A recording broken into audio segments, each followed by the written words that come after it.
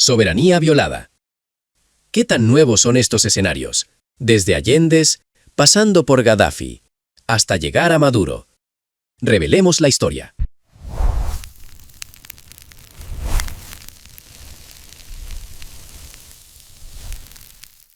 Hoy vamos a hablar del club más exclusivo, el de los mandatarios que se atrevieron a desafiar los intereses de Estados Unidos en pro de los de sus pueblos y pagaron el precio final. No estamos ante teorías de conspiración, hablamos de un patrón documentado de asesinatos políticos, golpes de Estado y secuestros internacionales que la historia grita que le prestemos la debida atención como nunca lo hemos hecho antes. Desde las selvas de Sudamérica hasta los desiertos del Medio Oriente, la Casa Blanca ha aplicado una doctrina tan simple como brutal. O te alineas o te eliminamos.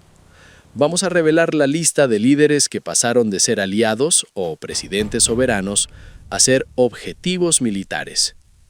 Chile, 1973. El pecado de la autodeterminación. Empezamos en Chile. Salvador Allende, un médico socialista elegido en las urnas, cometió el error imperdonable de creer que los recursos de su país le pertenecían a su pueblo. Nacionalizó el cobre y propuso una reforma agraria. Para la administración de Nixon y su arquitecto del cinismo, Henry Kissinger, Allende era intolerable. Documentos desclasificados muestran que la CIA no esperó a que el gobierno fallara. Activó un plan de asfixia económica, financió el caos y preparó el terreno para los militares. El 11 de septiembre de 1973, el general Augusto Pinochet ejecutó el guión. Allende murió defendiendo su legitimidad, mientras los aviones bombardeaban la moneda. No fue un acto aislado, fue el nacimiento de una dictadura de 17 años diseñada en Washington. Panamá, 1989. El hijo que salió respondón. El caso de Manuel Antonio Noriega es fascinante por su cinismo. Durante décadas, Noriega fue su hombre en Panamá, un colaborador fiel de la CIA que ayudaba en operaciones encubiertas. Pero cuando Noriega decidió que ya no quería ser un títere, pasó de ser un activo valioso a un dictador narcotraficante. En diciembre de 1989, bajo la operación Causa Justa, Estados Unidos invadió Panamá. El saldo: miles de civiles muertos y un país bombardeado para capturar a un solo hombre. Noriega se rindió tras semanas de asedio. Fue la primera vez que una potencia secuestró a un jefe de Estado de una nación soberana para juzgarlo en sus propias cortes. La diferencia del caso Noriega con el de Nicolás Maduro Moros es que el estatus de jefe de Estado de Noriega era difuso en su país, ya que solo los países tienen la facultad de reconocer a sus mandatarios. Por esta razón, la ONU no reconocía a Noriega como tal, mientras que el presidente venezolano es reconocido por Venezuela y, por ende, ante Naciones Unidas. Lo que diga el resto de los países, incluido Estados Unidos, no es válido ante el derecho internacional. Es decir, Noriega no gozaba de inmunidad diplomática. Pero independientemente de esto, la soberanía de un país fue violada al margen de lo establecido en la Carta de las Naciones Unidas. El mensaje con Noriega fue cristalino: si dejas de sernos útil, te destruiremos y a la manera que querramos. Allende y Noriega son solo la punta del iceberg. El patrón se repite con una precisión quirúrgica. Jacobo Arbenz, Guatemala, 1954, derrocado porque su reforma agraria molestó a la United Fruit Company. El dueño de la empresa era amigo del presidente Eisenhower. Arbenz murió en el exilio, humillado y perseguido. Saddam Hussein, Irak, 2006, el antiguo aliado contra Irán que fue demonizado cuando dejó de servir los intereses petroleros, capturado y ejecutado tras una invasión basada en mentiras sobre armas de destrucción masiva.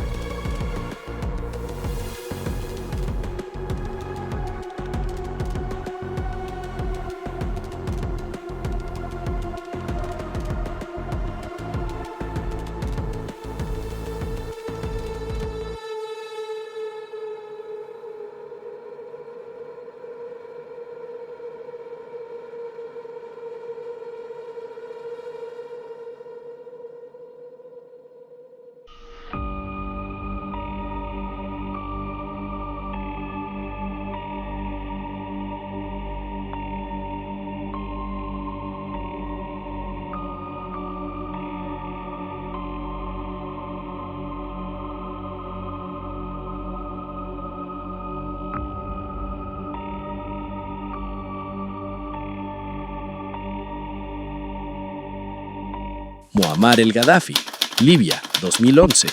Intervinieron con una zona de exclusión aérea que terminó en una carnicería.